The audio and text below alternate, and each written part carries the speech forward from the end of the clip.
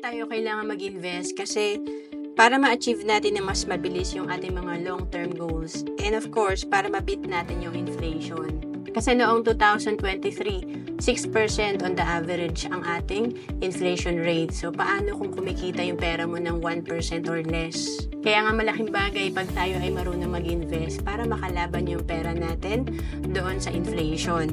Kaya nga sabi dito, kung nakakapag-ipon ka ng 5,000 per month, nagawa mo for 20 years, meron kang 1.2 million kung ilalagay mo yung pera mo sa savings or sa unan. At kung marunong ka mag-invest, yung 5,000 per month mo na naipon after 20 years, nasa 4.5 million. Ang laki ng difference. Sa savings, 1.2 million. Sa investment, 4.5 million. Kaya importante, simulan natin talaga ang pag-iipon at pag-i-invest. And syempre, dapat maging consistent tayo sa pag-iipon. At kung naghahanap ka kung saan ka pwede magsimula mag-invest, pwede ka sa Kaiser na 3-in-1 na.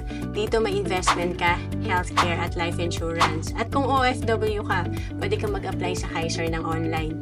To know more about Kaiser, message mo lang ako sa FB, Ro Ancelis Capistrano.